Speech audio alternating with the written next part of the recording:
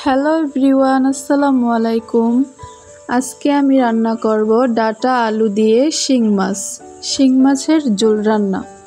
তো প্রথমে আমি শিং মাছটা দেখিয়ে দিলাম। আমি অনেক বড় সাইজের শিং মাছটা নিয়েছি, তো এটা পরিষ্কার করা ছিল না। তারপর আমি একটু পরিষ্কার করে নিলাম হাতের সাহায্যে। তো মাছের ডিম থাকায় আমি ভালো করে পরিষ্কার করতে পারিনি।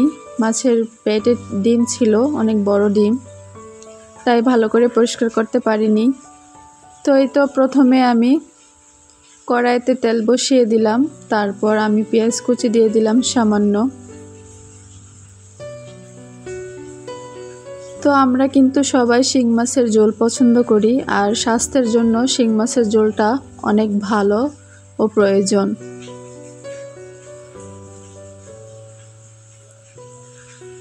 তো এরকম করে শিং মাছের ঝোল রান্না করলে খুবই টেস্টি হয়। তো আমার পেঁয়াজ ভাজা হয়ে গেছে, এখন আমি আদা রসুন পেস্ট দিয়ে দিলাম। তারপর একটু পানি দিয়ে দিলাম, তারপর লবণ, হলুদের গুঁড়া, মরিচ দিয়ে দিলাম। তো আমি একটু বেশি হলুদ দিলাম আর মরিচটা একটু কম দিলাম, আপনারা যেমন খান তেমনই দিবেন।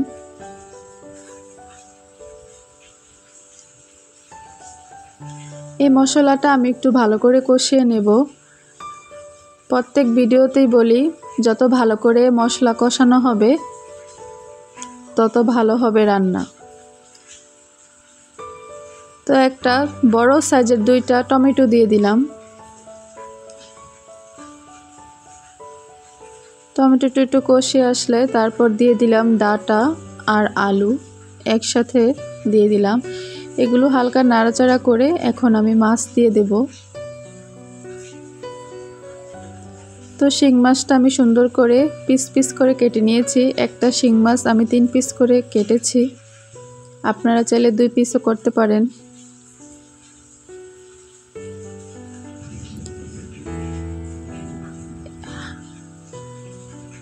তো একটু নাড়াচাড়া করে আমি এটাকে পানি দিয়ে একটু কষাবো।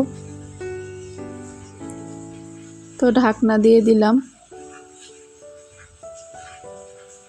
2 মিনিট পর আবার চলে আসলাম।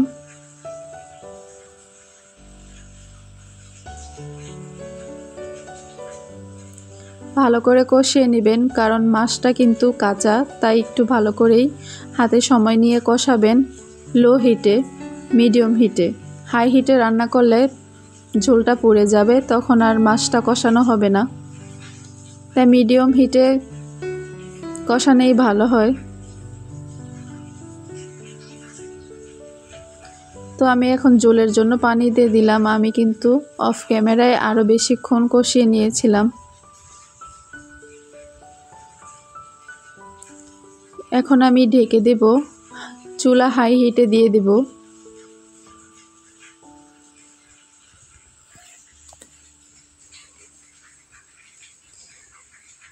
আমি একটু দেখে নিলাম ঝোলটা শুকিয়েছে কিনা। এখন আমি একদম লো হিটে করে দিয়েছি। এখন এটা আস্তে আস্তে হয়ে যাবে রান্নাটা। ঝোলটা একদম মাখা মাখা হবে, বেশি ঝোল থাকবে না। তো এইভাবে রান্না করলে খুব টেস্ট হয়, আলু আর শিং মাছ দিয়ে ঝোল রান্না। তো এই তো রান্নাটা প্রায় শেষ। আজকের মতো এই পর্যন্তই। সবাই ভালো থাকবেন। আল্লাহ হাফেজ।